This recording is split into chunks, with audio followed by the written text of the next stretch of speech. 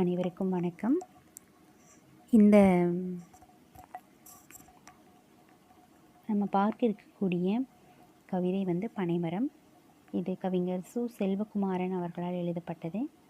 பனைமரம் என்ற இந்த கவிதையில் பனைமரத்தினுடைய பயன்களை எல்லாம் இந்த பனைமரமே சொல்வதாக இக்கவிஞர் படைச்சிருக்கிறாருமா இந்த கவிதையை. நான் பனைமரம் பேசுகிறேன், என்னை அப்புறப்படுத்தவா கோடாரியுடன் வந்திருக்கிறீர்கள். ஒரு பனைமரத்தை வெட்ட வர்றாங்க. அப்போ வெட்ட வரும்பொழுது அந்த பனைமரம் அவங்கக்கிட்ட பேசுவதாக அமைக்கப்படுகிறது இந்த கவிதை.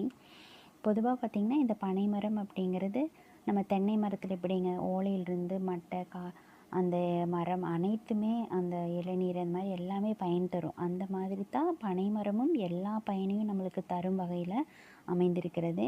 அப்படிப்பட்ட அந்த பனைமரத்தை வெட்டுறதுக்காக வர்றாங்க. அப்படி வரவங்ககிட்ட என்ன கேட்குறாங்க அப்படின்னு சொன்னால் இந்த பனைமரம், உமக்கு தாகமா பசியா சொல்லும், நான் ஒரு தாயாய் இருந்து பதநீர் தருகிறேன் என்று கேட்குறாப்பிடிங்க. அதாவது இந்த பனைமரம் அப்படிங்கிறது பார்த்திங்கன்னா நம்ம பகுதிகளில் எல்லாம் இந்த பனைமரம் நிறைய முதல்ல இருந்துச்சு, இப்போல்லாம் வெட்டிட்டாங்க. ஏன்னா நம்ம வெள்ளாமைக்காக விளைச்சலுக்காக இந்த பனைமரங்களெல்லாம் வெட்டிட்டு சாகுபடிக்காக நிறையா பயன்படுத்திட்டாங்க. இந்த மரங்கள் இல்லாமல் போயிடுச்சு. ஆனால் கிழக்கு பகுதிகளெல்லாம் இன்னும் பனைமரங்கள் இருந்துட்டு தான் இருக்குது. அப்படிப்பட்ட இந்த பனைமரத்தை வெட்ட வர்றாங்கன்னு தெரிஞ்சிட்டோம். அந்த பனைமரம் கேட்குது, உமக்கு தாகமா பசியா சொல்லும், நான் உனக்கு பதநீர் தருகிறேன். பதநீர் அப்படிங்கிறது அந்த கல்லுக்கு முன்னத்த ஸ்டேஜ் பதநீர் அப்படின்னு சொல்லக்கூடியது. அதை சுண்ணாம்பெல்லாம் போட்டு அந்த எப்படி தெளிவு கட்டி பிடிப்பாங்கல்லம்மா, அந்த மாதிரி இருக்கக்கூடிய ஒன்று தான் அந்த பதநீர் அப்படிங்கிறது. நிறைய பகுதிகளில் விற்பாங்க. இந்த ஒரு ஓலை இலையில் அந்த கொல கொலன்னு இருக்கக்கூடிய அந்த தன்மையை ஊற்றி கொடுப்பாங்கம்மா. அது கல் கிடையாது, பதநீர். ஒரு சுவை மிகுந்த ஒரு பானம் அப்படின்னு சொல்லுவாங்க. உங்களுக்கு நான் அந்த வீடியோலையும் கூட காட்டியிருக்கேன். அப்படிப்பட்ட அந்த பதநீர் வேணுமா குளிர்ச்சியாக இந்த வெயிலுக்கு வர்றீங்களே, அதாவது வெட்டுறோங்கிற இல்லாமல் வெயிலுக்காக வர்றீங்களே அப்படின்னு சொல்லி உங்களுக்கு நான் தாகம்னா தர்றேன். ஒரு தாயாக இருந்து உனக்கு நான் பதநீர் தருகிறேன். ஏன்னா ஒரு தாய்க்கு அந்த குழந்தைக்கு எப்போ பசிக்குது அப்படிங்கிறத அறிஞ்சு உணவு கொடுக்கக்கூடிய ஒரு தன்மை. அந்த மாதிரி இந்த இடத்துக்கு பதநீர் தருகிறேன் அப்படின்னு சொல்லி கேட்கக்கூடிய அந்த பனைமரம் அப்படிங்கிறத பார்க்குறோம். அதை நீ ஊதியும் உறிஞ்சியும் குடித்து கொள்ளும் அப்படின்னு சொல்கிறாங்க. அப்போது அதாவது நீ குடிச்சுக்கோ, குளிர்ச்சியாக இந்த வெயில் காலத்துக்குள்ள நீ குடித்து கொள்ளலாம் அப்படின்னு சொல்லி தன்னை வெட்ட வர்றவங்களை பார்த்து சொல்லுது. அதுக்கப்புறம் என்ன சொல்கிற அப்படிங்க, குளிர்ச்சி பிடிக்கவில்லையா பதற்றப்படாதீர். அதாவது உனக்கு குடிக்கிறதுக்கு அது பிடிக்கல, ரொம்ப குளிர்ச்சியாக இருக்குது, அதனால் எனக்கு வேண்டாம் அப்படின்னு நீங்கள் நினச்சா நீங்கள் அதை குடிக்க வேண்டாம். பாட்டி காய்ச்சி ஊற்றிய கருப்பட்டியை பரணில் வைத்திருப்பால், காப்பியாய் காய்ச்சி குடித்து கொள்ளும் அப்படின்னு சொல்கிற. அப்படி உனக்கு அது பிடிக்கலைன்னா பரவாயில்ல, விட்டுடுங்க. இதில் அதாவது கருப்பட்டி இல்லைங்களா, பனங்கருப்பட்டி. இப்போ எப்படி நம்ம வெல்லம் தென்னை மரத்தில் இருக்கிற கருப்பட்டி இதெல்லாம் நம்ம பார்க்குறோமோ, அது மாதிரி பனங்கருப்பட்டி அந்த காலத்துலேருந்து இப்போ வரைக்கும் ஒரு சிறப்பான ஒரு மருத்துவ குணமும் நிறைந்தது. அப்படிப்பட்ட அந்த பனங்கருப்பட்டியை பாட்டி காய்ச்சி வச்சுருப்பான். பரன்லைன்னா ரொம்ப மேலேன்னு அர்த்தம். அதை என்ன பண்ணிக்கலாங்க, காப்பி போட்டு சூடாக, நீ குளிர்ச்சியான பதநீர் வேண்டாட்டி நீ சூடாக ஒரு காப்பியாக அதை காய வச்சு குடிச்சு கொள்ளும் அப்படின்னு சொல்லுது.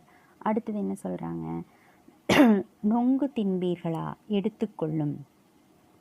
அதாவது இப்போ என்ன சொல்லிகிட்டே வருது அப்படின்னு சொன்னால், தன்னை வெட்ட வர்றவங்க கிட்டையும் கூட நான் எந்த அளவுக்கு பயனாக இருக்கிறேன், அப்படிப்பட்ட என்ன நீ வெட்ட வர்றீங்களா அப்படின்னு சொல்லி கேள்வி கேட்பதாக.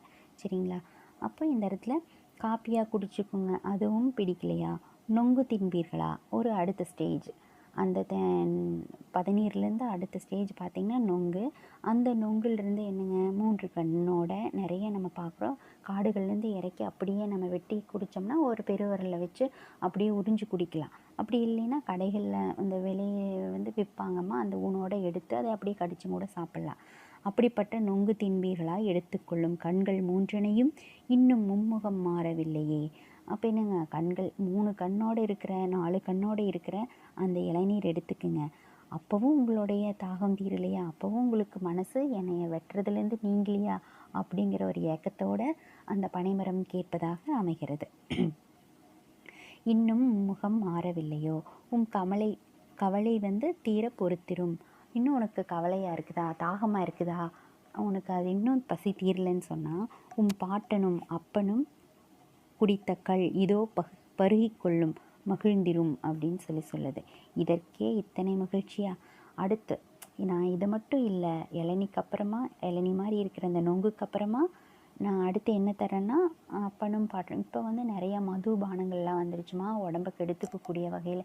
இதெல்லாம் வந்து கல் அப்படின்னு சொல்லக்கூடியதும் மது கூட சேர்ந்தது தான். ஆனால் இது என்ன அப்படின்னு சொன்னால் ரொம்ப நாள் வைக்காத ஃப்ரெஷ்ஷான ஒரு கல் அப்படின்னு கூட சொல்லலாம். உடம்புக்கு நலம் தரக்கூடிய வகையிலும் இந்த கல்லை சொல்லலாம். இதுவும் அதிகமாக போனால் அதுவும் என்னங்க கெடுதியான ஒரு பொருள் அப்படின்னு நம்ம சொல்லலாம். அப்படிப்பட்ட வகையில் உன்னுடைய பாட்டன் அப்பன் உங்கள் முன்னோர்கள் எல்லாம் குடித்திருப்பாங்க, அதையும் பருகிக்கொள். முன்னாடி சொன்ன அந்த இளநீரெல்லாம் உனக்கு பிடிக்கல, அந்த இளநீர் மாதிரி இருக்கிற நொங்கு, காய்ச்சி வச்சுருக்கக்கூடிய சூடாக இருக்கிற கருப்பு டீயில் தயாரித்த காஃபி இல்லைங்களா, இந்த மாதிரிலாம் சொல்லிவிட்டு அதெல்லாம் பிடிக்கலனாலும் அடுத்து கடைசி என்ன சொல்கிறாருங்க, அதாவது என்னங்க அந்த கல் வந்து குடித்து மகிழ்ந்துரு அப்படின்னு சொல்கிறாங்க. அதுக்கப்புறம் கழிந்த பருவத்தில் மண்பானையில் வாழங்கொத்து புளிகளை அடுக்கி கூம்பனில் ஊற்றி வைத்திருப்பாள் பாட்டி. இது என்ன அப்படின்னு சொன்னால், ரொம்ப நாள் கற்கண்டாயெல்லாம் மாறுறதுக்கு வந்து சில மாதங்கள் எடுத்துக்கும். அதையத்தான் இங்கே சுட்டி காட்டுறாங்கம்மா. கழிந்த பருவத்தில்னா ரொம்ப நாள் ஆனதுக்கப்புறம் பார்த்திங்கன்னா மண்பானையில் அந்த பானையில் என்னங்க அந்த எடுத்துகிட்டு வருவாங்க. இந்த பிக்சர்லாம் பார்த்திங்கன்னா தெரியும், எப்படி நம்ம அந்த தெளிவு எடுப்பாங்களோ தென்னை மரத்தில், அது மாதிரி பனை மரத்துலேயும் தெளிவுகளை எடுத்து அதில் சுண்ணாம்பெல்லாம் தடவி அதை வந்து ஒரு இறக்குமதி பண்ணிடுவாங்க. அதுக்கு நிறைய கலவைகளெல்லாம் போட்டு ஒரு சின்ன ஒரு பானை மாதிரி இருக்கும், அதெல்லாம் ஊற்றி புளியெல்லாம் அடுக்கி அது ஒரு செய்முறைகள்லாம் இருக்குதுமா. அந்த மாதிரியெல்லாம் வச்சு ரொம்ப நாள் கழிச்சா தான் அது அப்படியே கற்கண்டாக வந்து மாறுமாமா.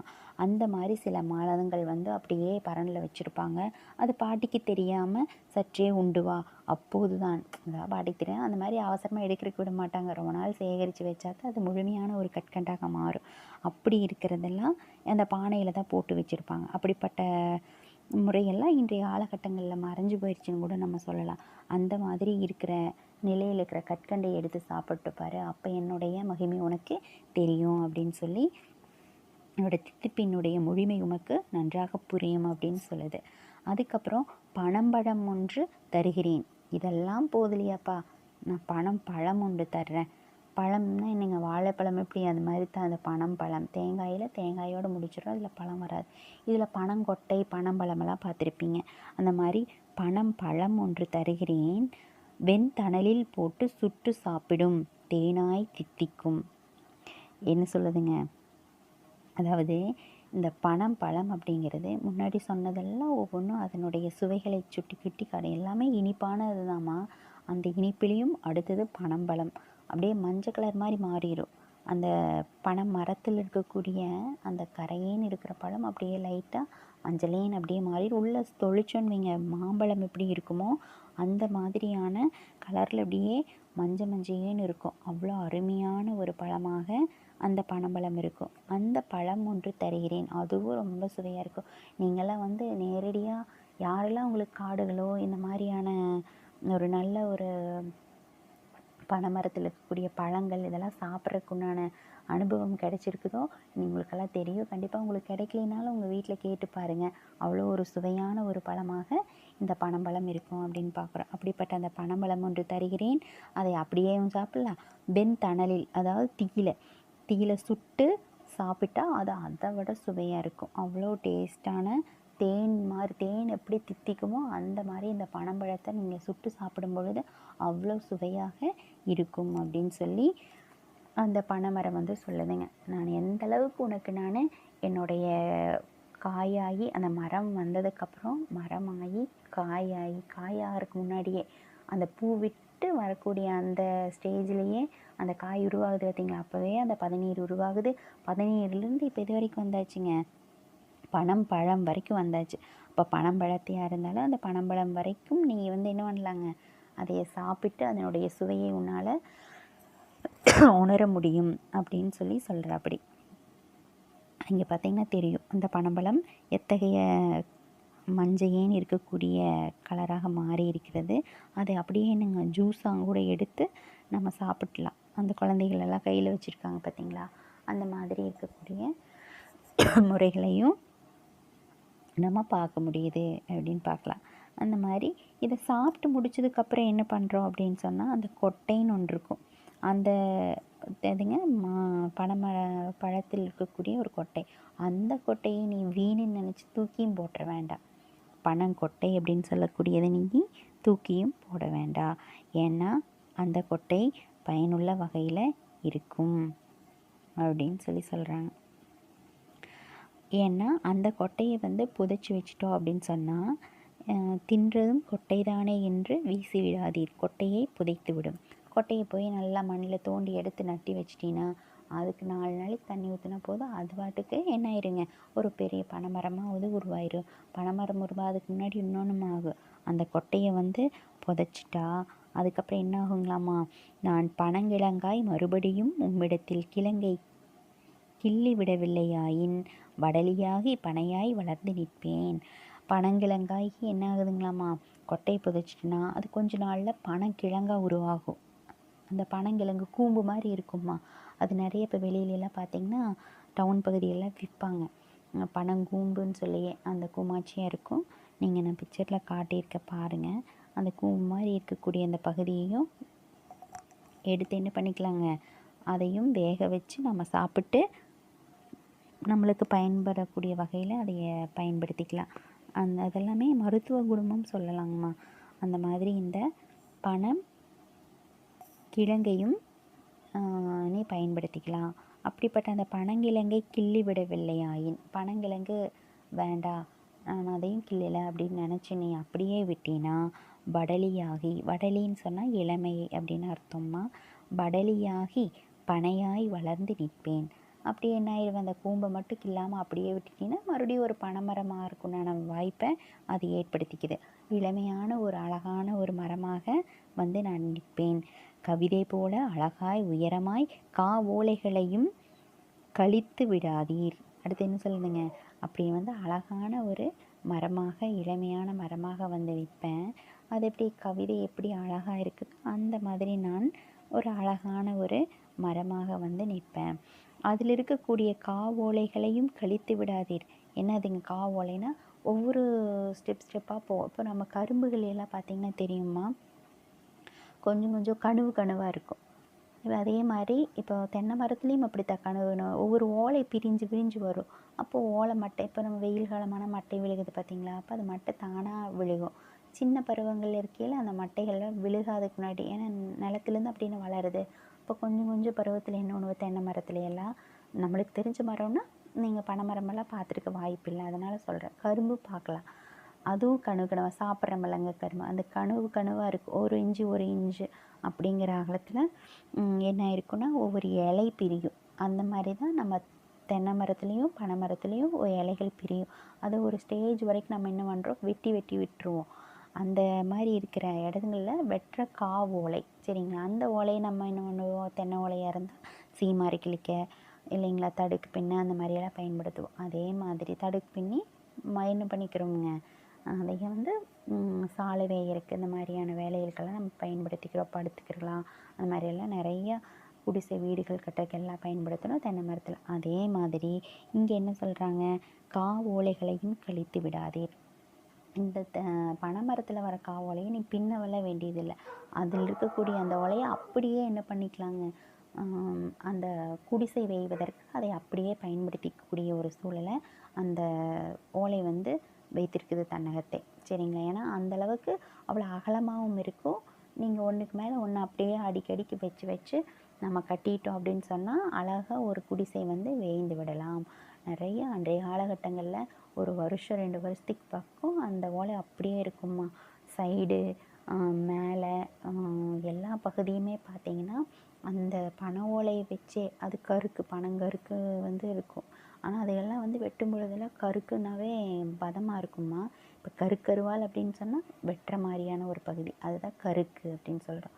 இந்த பனை ஓலையிலையும் கருக்கு இருக்குது, பனை மட்டையிலையெல்லாம் அந்த கருக்குகள் இருக்கும். பார்த்து பாதுகாப்பாக சூதானமாக தான் என்ன பண்ணணுங்க, அதை வெட்டணும்னு நம்ம பார்க்குறோம். அப்படி இந்த என்ன பண்ணுறது, அந்த வளர்ந்து நிற்கிற அந்த அழகழகாக இருக்கிற அந்த ஓலைகளையெல்லாம் நீங்கள் வீணாக்கிடாதீங்க. அதை வச்சுக்கிட்டு அழகாக ஒரு குடிசையாக ஒன்று அமைச்சிக்குங்க, நல்ல உறைவிடம் தருவேன் நான் அப்படின்னு சொல்லுது. அதுக்கப்புறம் என்னங்க, குடிசை மட்டுமா தர பாருங்கள், இங்கே இருக்கிற ஒரு குடிசை காட்டு பாருங்கள் எவ்வளோ அழகாக. இது சிம்பிளான குடிசை. இந்த மாதிரி பெரிய குடிசைகள் எல்லாமே அந்த எந்த இடையிலலாம் பார்த்தீங்கன்னா குச்சி மட்டும்தான் வச்சுருப்பாங்க, மற்றபடி ஃபுல்லாக இந்த ஓலையாலவே ஃபுல்லாக வேய்ந்திருப்பாங்க. அப்படிப்பட்ட ஒரு அழகான ஒரு குடிசை வந்து அந்த பனை ஓலையில் நம்மளால் செய்ய முடியும். அடுத்தது, ஒற்றை இலக்கு தானே என்று உதறிவிடாதீர். இதில் சின்ன சின்ன தூள் மாதிரி இருக்குது பாருங்கள், ஒவ்வொரு இதாக இலக்காக நீங்கள் ஒரு ஓலை எடுத்து பார்த்தீங்கன்னா தெரியும், அந்த ஓலையில் ஒவ்வொரு சைடாக ஒட்டி ஒட்டி இருக்கும். அதை ஒவ்வொன்றா கிழிச்சோம்னா வரும். அந்த ஒத்த இலக்கு ஓலைன்னு நினச்சி அதையும் நீங்கள் கழிச்சு விடாதீங்க. ஏன்னா அன்றைய காலகட்டங்களில் எழுதுவதற்காக எதை பயன்படுத்தியிருக்காங்க, பனை ஓலையத்தான் பயன்படுத்தியிருக்காங்கம்மா. இப்போது நீங்கள் பார்த்தீங்கன்னா ஓலைச்சுவடியெல்லாம் எதில் இருக்குதுங்க, ஃபுல்லாக இந்த பனை ஓலையில் தான் பயன்படுத்தி அதைய சிதலரிக்காத மாதிரி அவ்வளோ தெளிவாக அந்த பனை ஓலையை வந்து பக்குவமாக மஞ்சள் பூசி நிறைய திரவியங்கள் எல்லாம் இருக்குது, அதெல்லாம் பூசி அந்த இதையை பயன்படுத்தி ஓலைச்சுவடி வைத்திருக்கிறார்கள். அதெல்லாம் பார்த்தீங்கன்னா நிறைய காப்பியங்கள் அத்தனை இலக்கணங்கள் இலக்கியங்கள் அனைத்துமே பார்த்திங்கன்னா இந்த பனை ஓலையில் தான் எழுதியிருக்கிறாங்க. திருவள்ளுவர் கையில் இருக்கிறதும் கூட என்னங்க, அந்த பனை ஓலைன்னு தான் நம்ம பார்க்குறோம். அதை தான் இங்கே சுட்டி காட்டுறாங்க. குறளும் இலக்கணமும் காப்பியமும் குடிகொண்டிருந்தது என்னிடம் அல்லவா. இந்த பனை ஓலையில் தான் இதெல்லாம் எங்கிட்ட தான் குடிகொண்டிருந்தது. ஃபுல்லாக சொல்லிகிட்டே வருது. பனை ஓலையினுடைய பெருமைகளையும் அதனுடைய நன்மைகளையும் வந்து அந்த வெட்ட வரக்கூடியவர்களிடம் என்ன பண்ணுதுங்க, தன்னுடைய பெருமைகளையெல்லாம் தன்னுடைய நன்மைகளையெல்லாம் அவர்களுக்கு எடுத்து சொல்லக்கூடிய வகையில் அது அப்படியே அந்த பனைமரம் பேசுவதாக அமைகிறது. இப்போ என்னங்க, இந்த பனை ஓலையெல்லாம் இத்தனை பயன் தரக்கூடிய இன்றைய காலத்திலிருந்து இன்ன வரைக்கும் அந்த பனை ஓலையில் நான் இந்தளவுக்கு பயன் தரக்கூடியதாக இருக்கின்றேன் அப்படின்னு சொல்லுது. காய்ந்த பனை ஓலைமா இது. இதில் அடுத்து என்ன சொல்ல வருதுங்க, குருத்தோலை தான் அப்படின்னு. இந்த குருத்து அப்படின்னு சொன்னால் இப்போ எப்படிங்க, குருத்தோலைன்னு சொல்கிறோம். இப்போ கட்டுவதற்கெல்லாம் பார்த்திங்கன்னா முடி கட்டுறதுக்கு நார் அந்த மாதிரி பயன்படுத்துறதுக்கு குருத்தோலை பயன்படுத்துவாங்க. இப்போ சீமாரி கிழிக்கிறாங்க, கட்டுமுடி போடுறாங்க, அந்த மாதிரிலாம் கேள்விப்பட்டிருப்பீங்க. அந்த மாதிரி கட்டுமுடிகளுக்கு இந்த குருத்தோலைகள் வந்து அந்து போகாது, நல்லா வலுவாக நிற்கும். அப்படிப்பட்டதற்காக இந்த குருத்தோலைகள் பயன்படும். அதுக்கு மட்டும் காரணம் கிடையாதுமா, இந்த குருத்தோலைகளில் நிறைய பலகாரங்கள் எல்லாம் செய்யலாங்களா. இப்போது கார்த்திகை மாதங்களில் என்ன பண்ணுறோம் அப்படின்னா கொலக்கட்டையெல்லாம் செய்வாங்க. விநாயகர் சதுர்த்திக்கு என்ன பண்ணுவோம், கொலக்கட்டை செய்வோம். அதெல்லாம் பார்த்திங்கன்னா அச்சில் வச்செல்லாம் கொலக்கட்டை செய்வாங்க. அந்த மாதிரி இந்த பனை ஓலையினுடைய குருத்துலேயும் ஆவியில் வேக வைப்பாங்க. மாவையெல்லாம் ரெடி பண்ணி பனை ஓலை குருத்து இருக்குது பார்த்திங்களா, அதை அழகாக மடித்து அதுக்குள்ளே அந்த மாவை வச்சு அதை அப்படியே இட்லி பாத்திரத்துக்குள்ளேயோ இல்லை அச்சுகள்லையோ வச்சு என்ன பண்ணுறதுங்க, அந்த கொலக்கட்டை வந்து செஞ்சு அதை உணவாக நம்ம அருந்தலாம். அது ஒரு மருத்துவம். ஒரு பச்சை ஓலையில் அப்படிங்கிறது அது அவ்வளோ ஒரு மணமாக இருக்கும். இப்போ சாப்பிட்றதே பார்த்திங்கன்னா நம்ம வாழை இலையில் சாப்பிட்டா அவ்வளோ திருப்தியாக இருக்கும். கல்யாண வீடுகளில், நம்ம வீடுகள்லையே விசேஷ நாட்கள்லாம் பாருங்களேன், அந்த வாழை இலை போட்டு தலைவாழை இலையை போட்டு நீங்கள் அதெல்லாம் சேர்த்து வச்சு அறுசுவை உணவும் வைத்து சாப்பிட்டா அவ்வளோ ஒரு திருப்தியாக இருக்குமோ, அந்த மாதிரி அந்த பச்சை இலையில் இருக்கக்கூடிய உணவுகளை எது எடுத்துக்கிட்டாலும் அவ்வளோ ஒரு திருப்தியாக நம்ம உடம்புக்கு சத்துகளும் அதிகமாக போய் சேரக்கூடிய வகையில் இருக்குன்னு பார்க்குறோம். அப்படிப்பட்ட அந்த கொலக்கட்டையெல்லாம் நீங்கள் செய்து உண்ணலாம். எதுலேனா அந்த குருத்தோலையில். அதுக்கப்புறம் பனை மட்டை எதற்கு பயன்படும் என்கின்றீர்கள், பனை மட்டை. இப்போ எப்படி நம்ம தென்னை மட்டை சொல்கிறோமில்லம்மா, அந்த தென்னை மட்டை மாதிரி பனை மட்டை. பனை மட்டை அப்படிங்கிறது நாராக உரிச்சிக்கலாம். இப்போ காய போட்டிங்கன்னு வைங்க பனை மட்டை. இப்போது கத்தாழையெல்லாம் இருக்குது, கத்தாழையும் நாராக பயன்படுத்துவோம். பெரிய பெரிய கத்தாழையும் இப்போ நம்ம சோத்து கத்தாழை அப்படின்னு சொல்கிறோமில்லங்க. இப்போ நல்ல ஆலிவ் ஆயில் அதெல்லாம் பார்த்திங்கன்னா நம்ம வீடுகள்லையே சின்ன சின்னதாக வளரும், தொங்க விடுவாங்க. கொசுவெல்லாம் வராமல் இருக்கணும் அப்படிங்கிறதுக்காக அதெல்லாம் தொங்க விடுவாங்க. அதெல்லாம் பார்த்திங்கன்னா உடம்புக்கு தலைக்கு உணவாகவும் கூட அதில் இருக்கிற ஜெல் எடுத்து பயன்படுத்துகிறோம். அந்த மாதிரி இருக்கிற கத்தாழை ஒன்று. இன்னொன்று நிறைய ஆறுகள், பாறை ஓரங்கள் அந்த மாதிரியெல்லாம் பார்த்திங்கன்னா பெரிய பெரிய கற்றாழை இருக்கும். இந்த எந்த பகுதிகள் பாலை நிலங்கள்லாம் இருக்கும், அந்த கற்றாழை பார்த்திங்கன்னா நீளமாக இருக்கும். அதையும் ஃபுல்லாக என்ன பண்ணலாங்க, இழுத்து உரித்து நாராக பயன்படுத்தலாம். அந்த மாதிரி இந்த பனை மட்டையிலையும் வாழை நார் எப்படிங்க, வாழைப்பட்டையில் இருக்கிற நார் அதே மாதிரி தாம்மா பனை மட்டையும் நல்லா காய போட்டு தண்ணியில் ஊற வச்சு வச்சு காய போட்டு அடித்து அது இழுத்தா நாராகும். அந்த நாரை வச்சு தான் என்ன பண்ணுறாங்க, மரம் ஏறக்கூடியவங்க காலில் பயன்படுத்தியிருப்பாங்கம்மா பனை நார். அந்த நார் அதுதான் சரிங்களா. 2 காலையும் இடுக்கில் போட்டு கரெக்டாக அது 2 பேலன்ஸ் பண்ணி தான் அந்த கையில் மரம் ஏறுறவங்க பார்த்திங்கன்னா மேலே பிடிச்சி ஏறும்பொழுது காலில் 2 கவிட்டி மாதிரி பிடிச்சிக்கும். அதுக்கு இந்த பனை நாரத்தை பயன்படுத்தி ஏறக்கூடியதை நம்ம பார்க்க முடியுது. அதுக்கு தான் இங்கே சொல்கிறாங்க, நாரை உரித்து கொள்ளும் அதுதானே தலைநாராய் உம்மை உச்சாணிக்கு அழைத்து செல்லும். அந்த உச்சாணிங்கிறது இன்றைக்கி வேணால் நம்ம தேங்காய் உரக்கோ இது உரக்கோ எல்லாம் சல்ல வச்சுருக்குறாங்க. ஆனால் அன்றைய காலத்தில் இந்த தலைநார், அந்த கயிறுக்கு பேர் தான் தலைநார் அப்படின்னு சொல்கிறது.